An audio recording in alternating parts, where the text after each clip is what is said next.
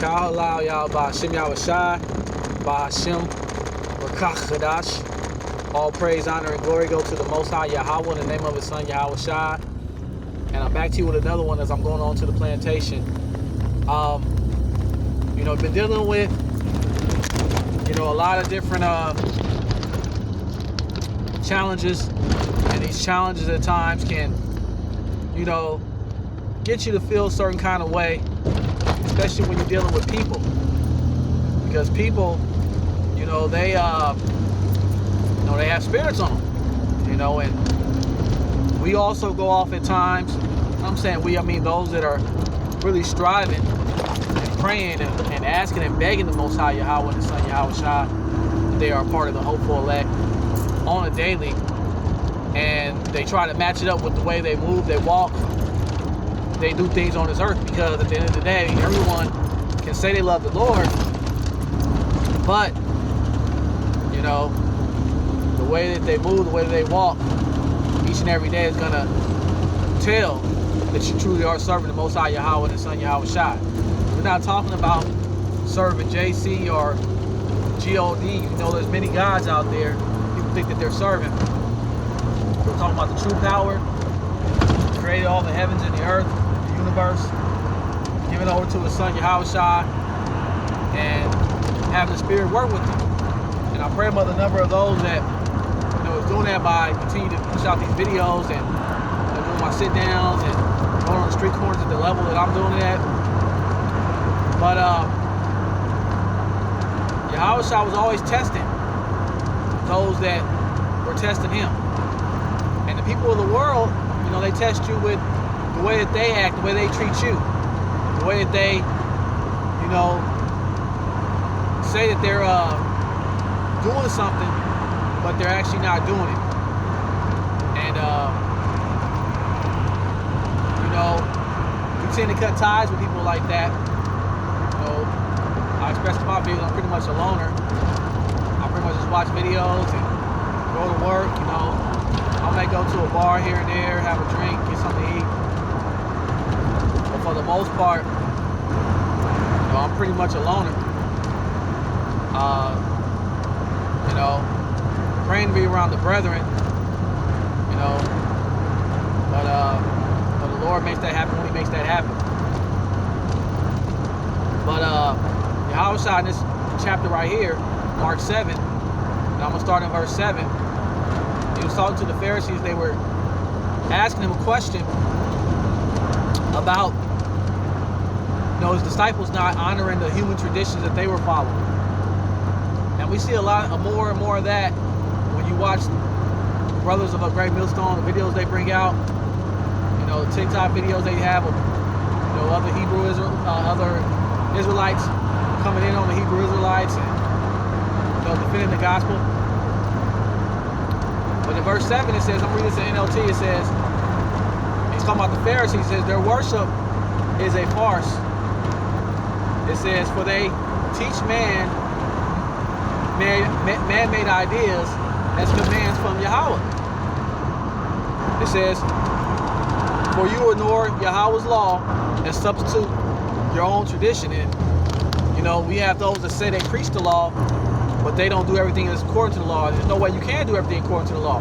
They try to teach people to do the law, and they hold people in contempt if they don't do certain things. Now, we're not talking about your own household. You happen to have a wife, children.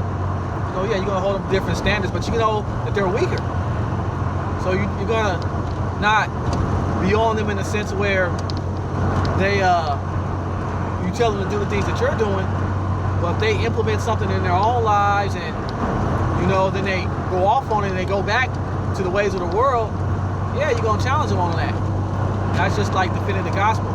So we're talking about people who make their own traditions, their own ways, and they say this is the way to follow the Most High Yahawah. He says, then he said you skillfully sidestep Yahawah's. It's like, I wanted to actually move down because I'm driving right now. I would have to break down a couple of these things with precepts. I wanted to jump down to verse 13, it says, and so you cancel the word of Yahawah in order to hand down your own tradition. And this is only one example among many others. So people like this, they don't have just one flaw, they have multiple flaws, you know.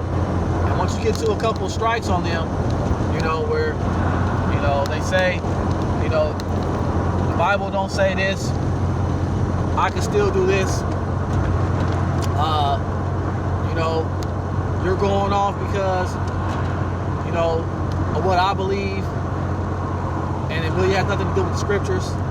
Get into those other books, those other doctrines, and trying to combine them with the scriptures.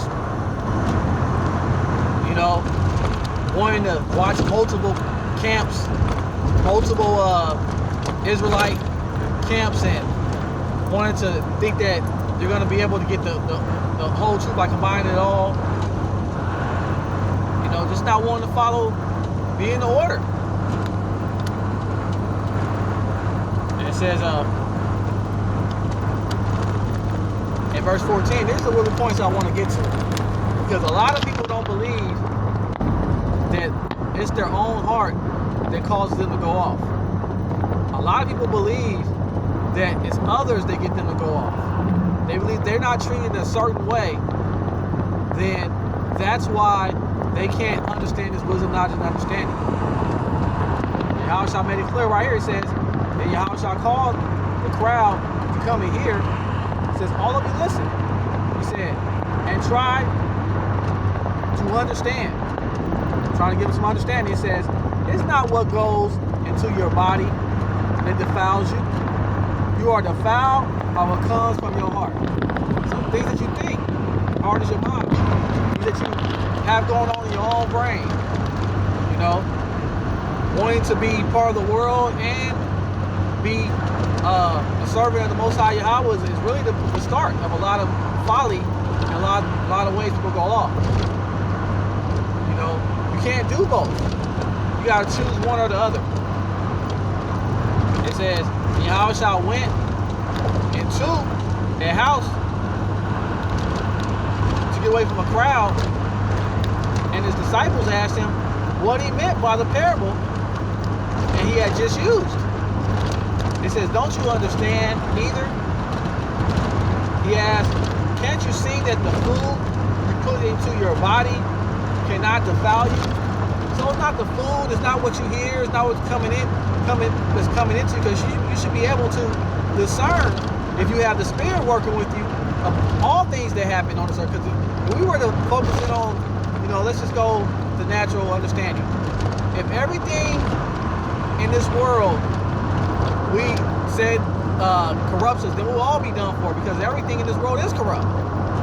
But you gotta have the Spirit working with you to discern the things and not do these certain things that Yahawashi is going to talk about. And you gotta have these things cleansed from your heart. And it's really going to take you really being a new being, trusting in the power of the Rakah Kadash. It says, food doesn't go into your heart, but only passes through the stomach. It says it then goes into the sewer. So he's using a reference of real food, but he's actually talking about what you bring into yourself. What you see, what you hear, what you smell, what you touch. People always want to blame something else. They don't want to take no accountability to why they go off, or why they feel like they can't overcome something, or why they want to give in to something, why they want to play church, so-called, or why they want to play holy. But they don't want to ever look at themselves and say, well, this is the reason why, you know, I'm going off. It's me, you know. And we'll do a better assessment of ourselves. We'll be able to overcome things a lot better if we do those things. If we just say, hey, you know, it's really me. It's not the person. It's not the situation. It's really me. And then maybe the Lord will show you some mercy with that. But when you allow yourself to always want to pick and blame other things, and the way you're talked to, the way that, you know, you comprehend things, the way you what you don't like, what you do like, when you allow yourself to be corrupted by those type of mindsets, you know, you blaming the food that you bring in more than your own heart. It says, says, by saying this, he declared that every kind of food is acceptable in Yahweh's eyes. And that's the NLT version, you know. So let's not pay attention to that, you know, because we know the NLT can go off sometimes. And it says, and then he added, it is what comes from inside, and it's going to prove that saying what he just said is off. It says, and then he replied, it is what comes from inside that defiles you. For from within, out of a person's heart, come evil thoughts. You know, the evil thoughts that you have, want to do things that you know are not righteous by the, you know, according to the scriptures. They come from you. They come from you being in that flesh. You know, and you developing your ways on this earth before, you know, you are open up to this truth. And you still want to hold on to those things. Hold on to people. Hold on to things that you know is not right. Want to still, you know, accept sodomy. You know, a lot of our people, they think that sodomites are still, you know, going to be forgiven. And they still deal with sodomites, even in your own family. Like, once I realize somebody's dealing with sodomy, I have nothing to do with them. Honestly. I have to work with people that, you know, they deal, you know, that you have to deal with like that to get the job done. But, you know, I have really nothing to do with anybody committing sodomy, especially a man.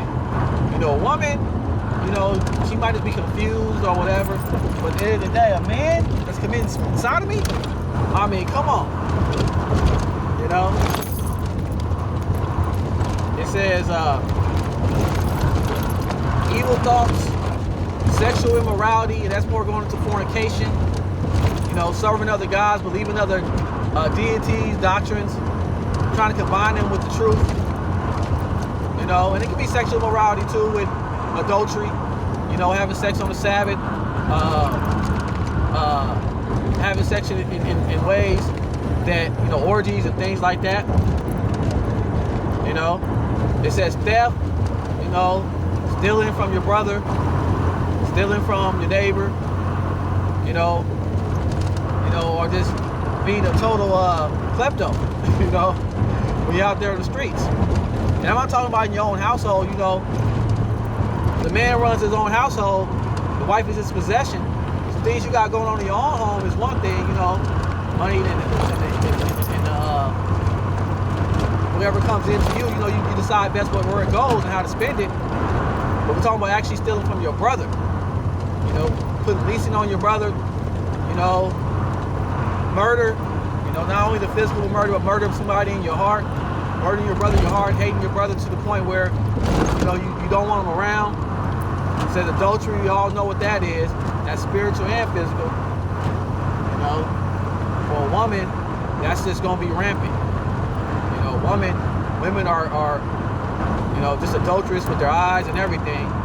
Men, you know, we could be adulterous too, but sometimes, you know,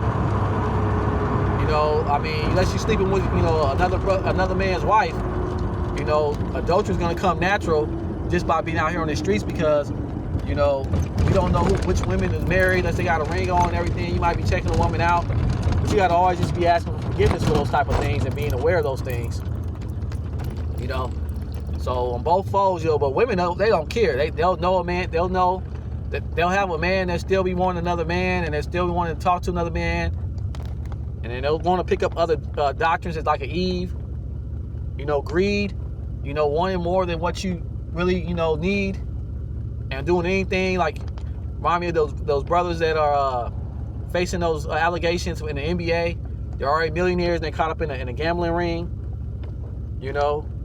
Wickedness, just wickedness of the heart. You know, nothing you can do or say is really beneficial towards bringing out this truth and wisdom, knowledge, and understanding. Everything is about the world. Deceit, just being deceitful, holding in things, not being open, not acknowledging who you are, not acknowledging your sin, not trying to get help with your sin. You know, lustful desires, you know, we all can struggle with lust, you know, being in Babylon, where everything is promoted towards pornography and, you know, soft porn and twerking and, you know, for the women, you know, always having men who want to flaunt their their muscles and gleaming in front of you. So I heard that from women before. Envy, just can't stand a person because of what they have and what they have going on in their life, and you just can't stand them so much that you just want what they want. Slander, we got a lot of that going on in Israel. A lot of Israelites love to slander the men of the Lord. They have no kind of tact or any kind of discipline on their own thoughts. So they just bring it on out and they just say things and make them look real stupid and foolish. It says pride. Pride is really the main of it. But there's pride going on just in people's heart, but they don't even want to listen. They know what's right. They hear what's right. They can hear a message and they go out and seek the message, but they don't do what it says.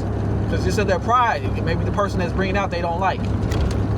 It says, and foolishness, that's that folly. That folly of